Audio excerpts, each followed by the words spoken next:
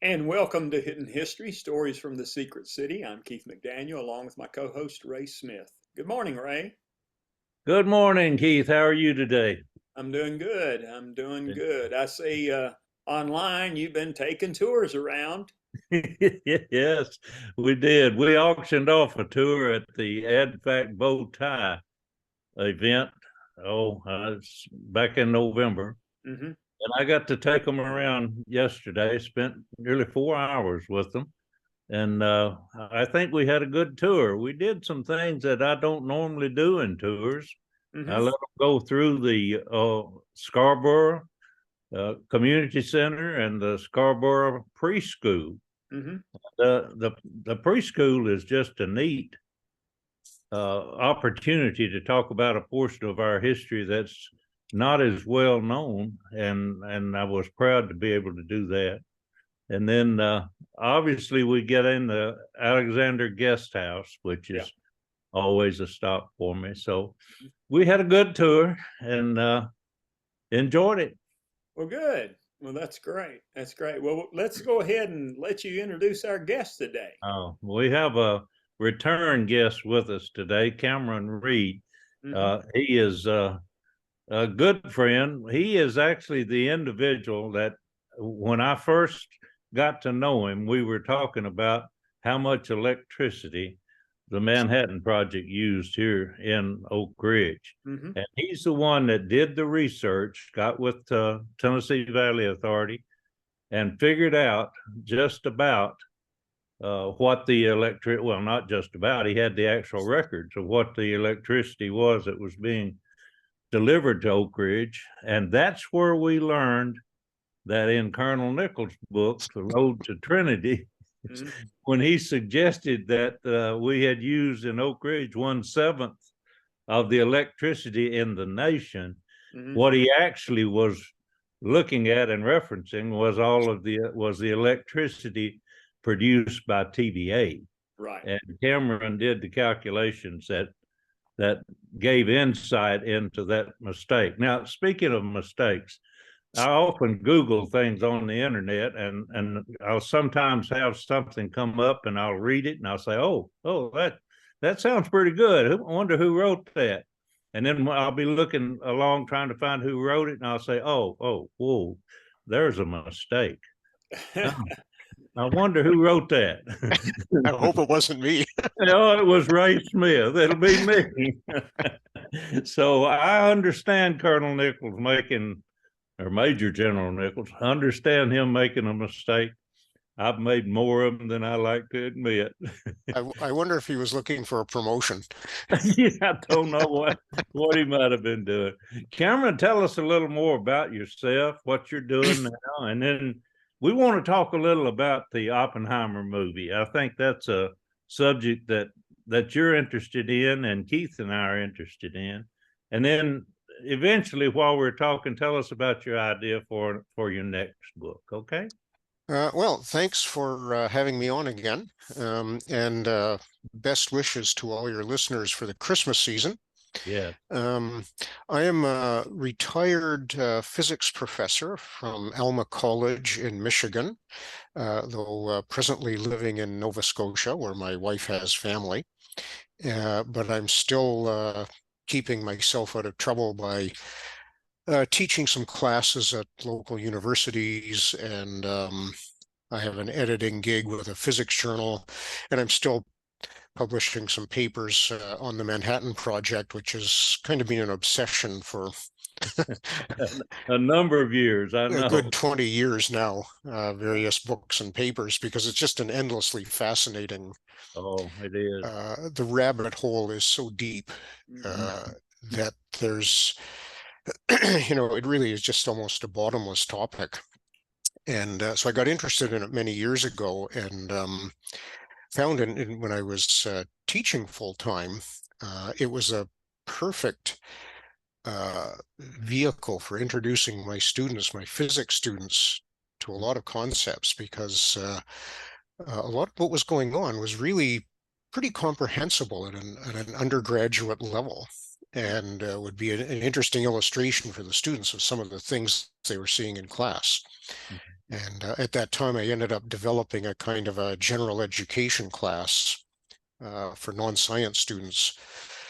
Of course, because this is 3 generations ago now, and a lot of the No. younger students were, really not at all familiar with the Manhattan Project and what had been accomplished. And so it's been just an endlessly fascinating exploration for many, many years now. And there's still things to know. you know? And speaking of teaching non-science students, the best thing that's happened lately to gain the entrance of non-science people is the Oppenheimer movie. I mean, that's reaching audiences that you and I would never reach. Oh, absolutely. And not just students, of course, but when I saw the Oh, movie a few months ago, the audience was very diverse. Um, yeah. Obviously, a lot of older folks, but there was quite a distribution in ages. And, it's really, I think the outstanding thing about the movie is that if it draws kind of broad attention to the work of Oppenheimer and Los Alamos and Mhm.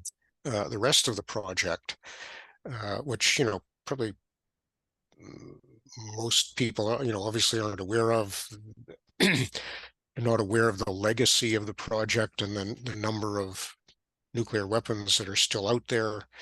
That it brings attention to this work, brings some renewed attention, I think is very valuable. And I have to commend Christopher Nolan for taking on a subject that, this is not your usual typical action movie fare, I guess. Yeah. This is a concept and dialogue heavy movie that deals with some pretty arcane stuff. Yeah. And he just, I think, did a tremendous job. Yeah, it's interesting seeing the film, and you're exactly right. 90% of it was talking. It's and Oh, that's not an action movie, and that's not a Marvel movie or anything like that. Um, and for it to be 3 hours long and be 90% just people talking to each other, yeah, that's a little bit different. And I And think it I think just he goes did it a just goes to show what a master storyteller Christopher Nolan oh. is, mhm. as far as being able to do that, And accomplish that. and yeah, of course we can't mention that without talking about Kai Bird and Yeah. his book, The American Prometheus, which is Hmm. what the movie is based on. Hmm. And as you know, we funny story, we had Kai on here and asked him if he got to go on the set, and he said, "Oh yeah, I did. I spent 2 hours there." And then he said, and he didn't ask me a single question. Yeah. Did he give him a bit part? Did he have a No, cameo? he didn't have a cameo either. Yeah. But the key points in the movie all come from Kai's work at the American Prometheus. He and Martin Sherwin. Mhm. And I think it did the movie did a tremendous job of capturing the personalities, um, positive and negative, of people like Oppenheimer and Louis Strauss, and there was such a cast of characters, of Hmm. course. But I think it captured their personality and the tenor of the times, and then I love the way it kind of would flip back and forth Uh, in time from, say, the security hearing and then back to events in Berkeley or Los Alamos, and just interleave these things together. yeah, and the Uh, way the good use of black and white versus mhm. color Yeah, was, yeah. it was significant. Um, it's why Talking I think about talking about the characters, I agree with you on there was a vast array of characters there, and if you didn't really know all of those characters before beforehand, it would be hard to pick them out. Richard Feynman and his bongo drums. I mean, that made sense. But my only criticism of the characters, of course, and Keith knows what I'm going to say, but I did not appreciate the way Colonel Nichols was portrayed. I don't doubt that the conversation took place. It comes right out of the book, but it actually took place in Chicago. Nichols never had an office in Los Alamos. He No, was from Oak Ridge. there were various. I know, the historians will pick apart the. Yeah. In fact, I got a copy of the screenplay, and I went through it in some detail. And I mean, for a 3-hour movie, they're okay. They have to take some cinematic liberties to dramatize the story and condense all that. One could gripe about things like that wonderful scene where Robert Cerberus putting the marbles in the fishbowl at Los Alamos, and well,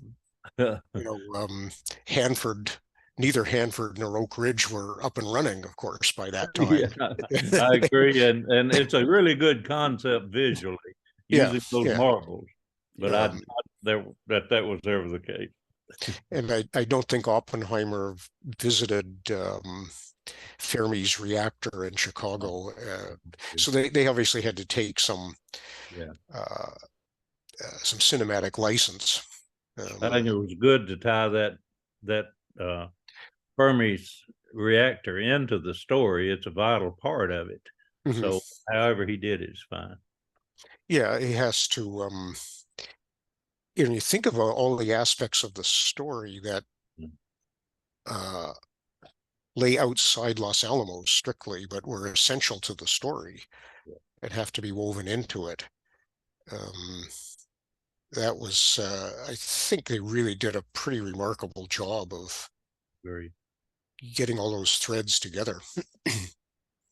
Yeah, absolutely. And the thing about it is Christopher Nolan, he's the one that wrote the screenplay.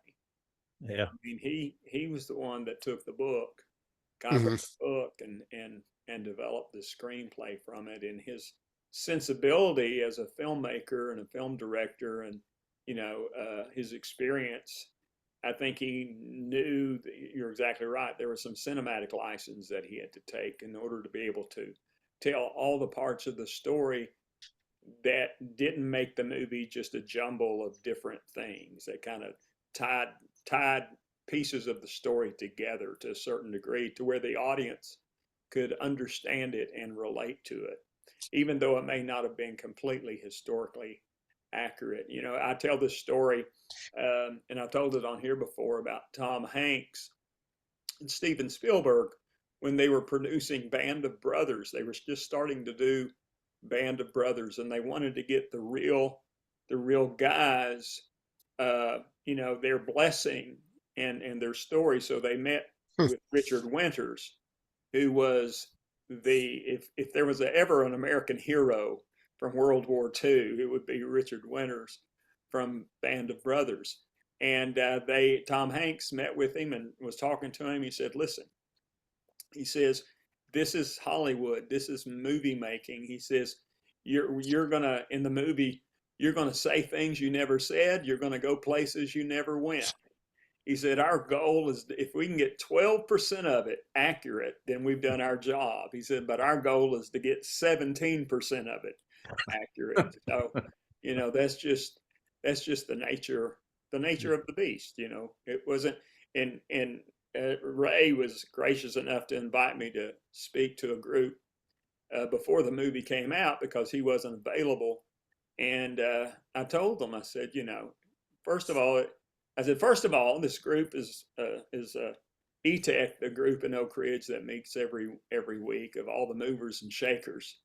And I said, first of all, it's 3 hours long, and they all groaned a little bit. And then I said, and it's not a documentary, okay? So there's going to be things about it that those of us who know the story or know a bit about the story are going to be able to pick at it a little bit.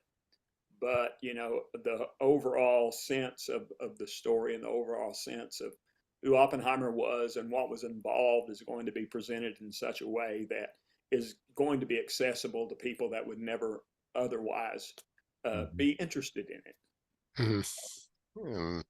Yeah, he did a just a tremendous job. And even knowing the story, I found the movie a little overwhelming in the sense of you're thinking, well, who's that character? Yeah. And that was one gripe I read from some critic that well, the character who played Niels Bohr didn't look like Niels Bohr, Well, and Matt Damon doesn't look like General Groves either. no. So I mean,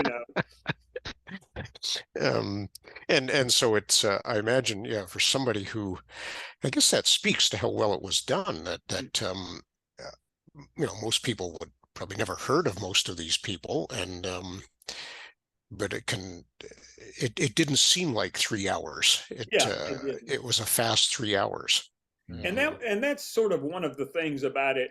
Speaking of the characters, is there was not a lot of, and there wasn't time for character development of some of the No. non-leading, people in the movie. I took my youngest son with me when I went to see it, and he's 21, 22, and he's been around. He's heard these stories, because of the work that I've done over the years. But there were certain points where I had to lean over to him and say, "That's so and so, and this is what they did," So otherwise, and if I didn't know some of those things, I would have been a little lost with some of those characters. But it wasn't a 10-hour miniseries; it was a 3-hour movie, so there wasn't time to really develop that. Actually, what it did develop that has never been exposed before, except in a written form, is the character of that. You didn't call it a trial; it was a hearing. Mm-hmm. But that abuse of Oppenheimer was just atrocious, and I think that comes through in the movie. So I think that's an important element of it. The actor who played Louis Strauss, Robert Downey, I mean, that was brilliant. Yeah. He just I predict he's going to get a Best Supporting Actor award for that. Just the way he captured the nastiness and the vindictiveness and the pettiness, he just played that brilliantly, I thought. Yeah. And that was one of the other things about the film that I really liked, is that, and the research that I did about it, is the hearing. The script for the hearing was taken directly from the transcripts of that hearing, and you could even see it. There was points where they would show it on the screen, show the portions of the transcript, because that's exactly where it came from. So there was not a lot of cinematic license, maybe in the way it was presented, but as far as the actual content of the words that were being said, that's what was said. So, there was a play that was done years ago, and actually it came out. There was a movie called "The Trial of J. Robert Oppenheimer," and it was on like American Experience or PBS or something like that. And I remember seeing that, gosh, 15, 20 years ago. But it was kind of exactly the same way. It was taken directly from the transcripts of that hearing. It's an interesting example of how something that somebody says or does, then 20 years later comes back to haunt them and can be used against them. Oh, sure. And I sometimes wonder about that. My students put everything out there on their cell phones now. Yeah. And are people thinking about what are they putting out there about Mhm. their lives that That will anybody always can be then there. access? It will You know, always, Yeah, and that's, I tell my students the same thing. You put it on the internet, it never goes away. that's right. That's no, just the way it is. We'll we'll all have an electronic existence out there in the ether long after we're gone. Yeah. warts and all. So Yeah. mistakes you make, as I said earlier, I find them all the time and say, "Oh, I wish I could edit that." Yeah. Well, Exactly. yeah. Oh, wait. Well, I think we concluded that the movie was a hit. Obviously, earned a great deal of money, and has actually been re-released, Keith, I believe, for this week in Oak Ridge. I think you can Hmm. see it again. Yeah. Uh, Yeah. And there've been, it's got a number of, Golden Globes. The Academy Awards aren't out yet, but the Golden Globe, which is kind of the precursor of the Academy Awards, it's been nominated for a number of things, so, uh, including Cillian Murphy, lead actor, right. played Oppenheimer. And did a marvelous job. We talk about Robert Downey Jr. He said on an interview that his wife told him, "I know what you're going to look like when you get old." So it was well done. But the Oppenheimer character, I mean, this movie is about Oppenheimer. Yeah. Mhm. It really is not about the Manhattan Project. It's an element of the story, but the story is about the man, Yeah. Oppenheimer. This And must have been person of his this incredibly complex personality, tortured somehow. Yeah. Um, And I think the movie did a lot. They did a decent job of sort of explaining why, yeah, because of his childhood and some of the things that he experienced. mhm. At least it didn't explain it, but it gave a reason why, the possibility of why he was the way he was. So I thought that was really good. It's speaking of the characters and the actors. I saw an interview with, you probably seen this too, this video. Matt Damon was talking about. Uh, um, he said actually he was going to take some time off because he'd been working so much, and he said this came out of, he said, couples therapy that he and his wife were going through, and he said that he would agree to take, like, I think a couple of years off, not work. He said, but there was one caveat, and that was as if Christopher Nolan called. That was the only way that she agreed to let him work. And he said, sure enough, Christopher Nolan called. I Maybe hadn't heard that. That's a Yeah, neat story. yeah, maybe there'll be a sequel. Oh, no.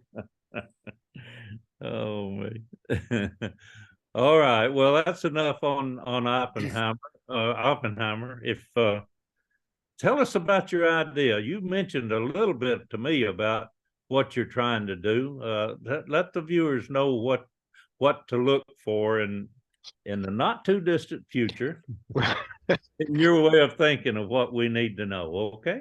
Well, actually, sort of the motivation for this, we kind of touched on, excuse me, in the complexity of the Manhattan Project and how many people and places and things were going on. And having looked at this for many years now, it struck me that something that might be handy as a reference material would be what I kind of colloquially calling a Manhattan Project encyclopedia. And so this would be a volume that would have definitions of and brief entries for people, places, code words, technical definitions, um, processes, uh, all of these sort of things that are associated with the Manhattan Project, and cross-link them to each other so that somebody that's reading an electronic version of the book can cross-link very readily to other definitions. And then there'll be also extensive references for people that want to dig in more more deeply to the original sources. And so some years ago, I kind of had this in the back of my mind and started accumulating a list of likely entries and ended up with about 300. Wow. Oh, Yeah. okay. I mean, everything from the Alsos project to the ZEEP reactor in Canada. And so I just began accumulating, likely, and asked a few acquaintances, sent around my list, and of course, then everybody chimes in with their favorite person or place or something. Yeah. So it's ended up with a list of about 300 topics that, and I've got a contract with Springer to prepare this. So it's underway, and maybe about a year hence. Right. I What an understand. incredible reference that would be, Yeah. though. Well, It that's I would. the mean, it really would be. What a reference book. Mhm. it's hang on a second. Sure. Mhm.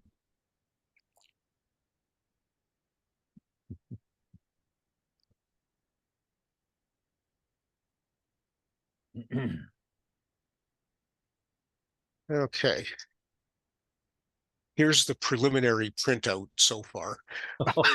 Okay. Of, but that's just kind of material that I've gathered Mhm. Uh-huh. Yeah. in a Okay. rough way Yeah. Sure. and needs So, to be. so let me ask you for a couple of things for you to, if you got them handy, where you can look them up, or you know them in your head. Things Uh-oh, like things like tubaloid. tubaloy. Okay. I've challenged him here. Oh, it's God, this is like a test. What is this? I didn't mean it to be. But Okay. that's what some of the kind of terminology that gets Oh, confused because people, yeah, don't use that every day. that's right. So as I turn to the T's for your listeners' benefits, we can start with tamper, target Yeah. committee, Mhm. technical and scheduling conference, teller, Edward, Mhm. Yeah. terminal, tetrachloride, Thomas, Charles Allen, Tibbets, Tinian, Tolman, top policy group, Trinity, Truman,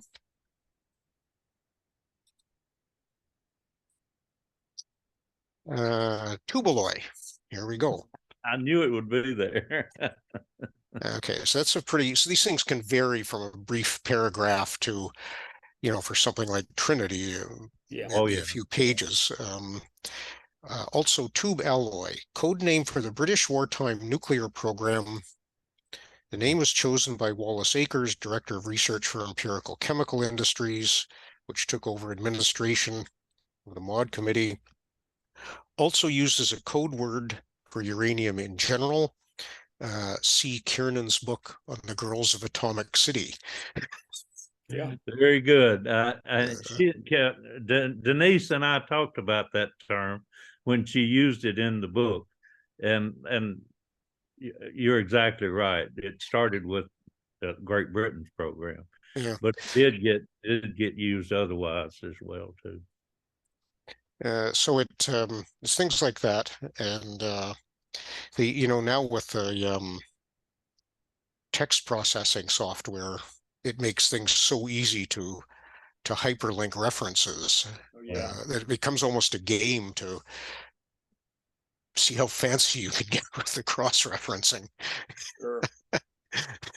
And not to Uh, mention what's available out there in artificial intelligence world now. that, to my mind, is a little scary. We uh, I haven't encountered this personally, but I've had some colleagues, that are still teaching full time. Like I have a good friend who's a historian, and they're just getting, so a student can turn on their computer and say, please write me an essay about Harry Truman and the Manhattan Project. Absolutely. And in 1 second, you got it. In the style of Byrd and Sherwin. Yeah, yeah. You know, it's That's interesting. crazy. It's interesting, and I teach high school. I've been teaching high school for the last 2.5 years. I teach audio and video production, and one of the big things that I do that's maybe a little bit different is my students will do a lot of research and writing, because I believe that that's a skill that they can use in any field that they go into. You know, Yeah. research and then presenting, you know, gather information and then present that information to, to someone else in a logical and effective manner. So, but in high school, I mean, we're talking 14, 15, 16-year-olds. And this new AI technology is something that they're discovering. And but in my high school, and most of the time I will have, because of AI, I will have them do the work in my class. I allow time in class for them to be able to do the research and the writing, simply because we incorporate a program called Go Guardian, which allows me to see, they all have a Chromebook, which allows me to see all their Chromebooks on my computer. I can see exactly what they're doing. And if they're doing their work or if they're someplace else. And I had, yeah, Don't go into that. which they are sometimes. Yeah. But I had one student who was a younger student who they were doing a brief report. It was, 300 words, 300 or 400 words, something they could easily do in class. And I was looking at theirs, and this student was on an AI, it wasn't Chat GPT, but it was an AI program. And the prompt was exactly that: write a report on blah, blah, blah. So I took a screenshot of it in Go Guardian. I could take a screenshot of it. And then the next prompt was, make it sound like a high school freshman wrote this.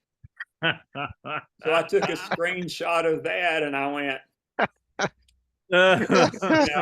and I called this student over and I said, showed them this and said, what do you think I should do about this?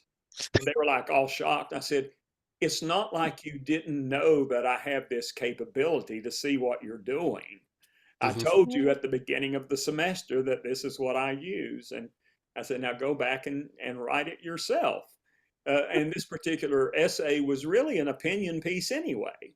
It was what they think of such and such, so we have to, I agree with you that the AI stuff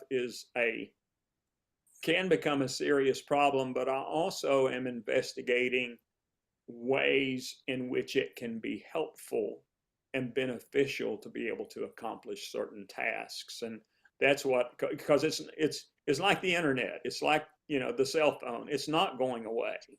No, it will not go away. And, unless something drastic happens, but we've got to figure out how they can use it as another tool rather than as a crutch. An example of what one teacher told me they have decided to do, and I've heard this mentioned in a couple of ways, but one is to tell them, go first to an artificial intelligence source and ask it your question. Then take what the artificial intelligence source gives you, and by your own research, either validate or verify where it's right or wrong. Yeah.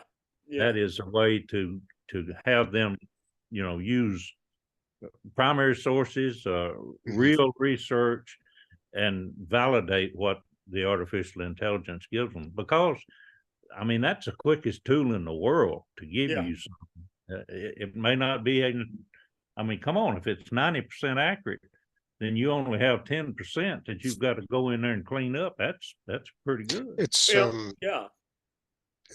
I think that gets to something I was just thinking about, that we have at our fingertips access to so much information now. But then there's this concern with fake information, and that's the really dangerous part, of course. And so if your students are seeing Okay, I've got to stop and question this stuff. And Right. what source is this coming from? Uh, that's the valuable lesson. It is, And I did a demonstration. That's one of the first things that I do is I say, we're going to do, I'm going to do a demonstration to show you how accurate or inaccurate AI software can be. And I said, so my prompt, I went to Chat GPT and I did it on my big screen so everybody could see it. And I said, um, write me a 300-word biography of filmmaker Keith McDaniel, because I knew that was what I'm pretty sure I'll know whether it's accurate or not. that's good. And and That's brilliant. and it was about half wrong. About Oh, half of it, they had me going to places and making movies that I've never heard of before. And so I told them, but about half of it was right. I said, so this is not something you can rely on, mm. uh, completely and totally. Um, That's an excellent example of and a good demonstration. mhm, I mean, who would know better than me. better Yeah, than you? exactly. So, and I think that that they kind of got the point that, it's just because it's on the internet, don't believe it. Yeah. Yeah. And So, let me just quickly add something that we're doing with high school students here in Oak Ridge. We are looking at the possibility of creating monuments, excuse me, for the Scarborough 85. Keith, you know what that is, yeah, sure. Cameron, it's the fact that the Oak Ridge High School and Robertsville Junior High were desegregated in Hmm. 1955. Actually, first desegregation of public schools in the Southeast. There were a couple out in Arkansas that were sooner, but in the heart of the Southeast, it turns out that Oak Ridge was the very first, even ahead of Clinton in '56 and Hmm. Little Rock in '57. But anyway, we're trying to build some monuments to that, and we've determined that the best way to do that is to let the Oak Ridge High School students that have a manufacturing skill laboratory there, let them create the design and add an artificial intelligence element to it so that when you walk up to these monuments, they're going to recognize you and mention the type of clothing you have on or a hat that you're wearing, or in some way engage the tourist and talk to them. What questions do you have about the Scarborough 85? That kind of stuff. And Scarborough is the name of the community that Mhm. the Black individuals lived in that desegregated the all-white schools. And oh, by the way, for you viewers, that technology exists. It's not new. It's been out since, well, at least 2017, I think. But if you want to see a really good example of how artificial intelligence can interact with individuals, just Google the Denver airport and the gargoyle that's there. And what it is when you come into the Denver airport, this gargoyle will see you. He'll be sitting up there and he'll mention, oh, that's a pretty red sweater you're wearing, or in some way make conversation with the people walking by. And it's interesting to see the reaction when people say, oh, how did he know that? It reminds me of that Tom Cruise movie, Minority Report, I Mhm. think it was. Yep, absolutely. Just think your high school students now, what is this going to be like when they're 25? Yeah, exactly. This is just the beginning. You know what it is? It's rapidly progressing. Yeah. One other thought about high school. Excuse me. When the Oppenheimer movie came out, we did an Oppenheimer week here in Oak Ridge, and one of the events that we did was to have a panel discussion at the high school using high school kids, students, and I was there as a historian, and we had an artificial intelligence expert from the University of Tennessee. And what the students were doing is they were looking at the Manhattan Project and using that as an example of how it might be well to look at artificial intelligence to grasp the good part of what's coming out of it and avoid anything that would be negative. So I thought that was interesting that they're using the Manhattan Project as a reference to go and see what can be done that way. But then again, that's almost, and I understand that, but that may be where AI goes, is to separate, the Right. the good from the bad. But do we want to separate the good from the bad? I think if you have a complete and a whole story, it's got to be everything. So anyway, Interesting. that's a You know, philosophical point, I suppose, but Yeah, it is. bad is a different word from false. Yeah, exactly, Um, exactly. Yeah. Yeah. So Well, Cameron, we're looking forward to getting that encyclopedia. As Keith says, I believe that would be an excellent reference oh that yes, folks can use. So I think it's a needed product. So I guess I better get busy. yeah, right. Yeah, absolutely, you have to do absolutely. that. All Just right. think, Well, very just good. think what the boys at Los Alamos could have done with one of these machines in front of us. Boy, isn't that the truth? Um, No. Keith, a couple of weeks ago, I was doing a class at a local university, and this was a group of quantum mechanics students. But I always, in a class like that, I take one lecture near the end and I show them how a slide rule works. Mhm. And because I think nowadays, too, I don't know what they're doing in the high schools, but I think for many students, logarithm is just a button on their calculator. Mhm. And there's no background for them of how did this come to be invented, and who made up the first table of logarithms, and so they were really, I think, kind of blown away at this very analog technology. Oh yeah. And so I would do a computation on the slide rule while they were following along with their calculators, and I would deliberately choose orders of magnitude that the calculators couldn't handle, Mhm. so they could see how we had to do it in the old days. Yeah, yeah, and it's interesting in high school and college. I taught college before I taught high school, so there's a huge difference between college students and high Mhm. school students. And high school students, I found I can, and I'm an old man. I've been around a long time, and there are references that I think that they may know, and they have absolutely no idea. And we're talking just 2 or 3, 4 years ago. Things that 2 or 3, 4 years ago that was, and to me that was like yesterday. Okay, and they have no idea. We were talking the other day about movies, and I said, "Do you know who Tom Hanks is?" And they were Oh. like, "No, I have no idea." I said, "Do you know Oh, Buzz Lightyear?" "Yeah, I know Buzz Lightyear." Well, that's Tom Hanks. So it's amazing, and yeah, it's and I so at so every few weeks is we'll play trivia. I'll try to get trivia that I think is important for them to know, just general hmm. knowledge stuff. It may not be about entertainment or the motion picture industry or video production, just general knowledge stuff that I think that they've not been taught.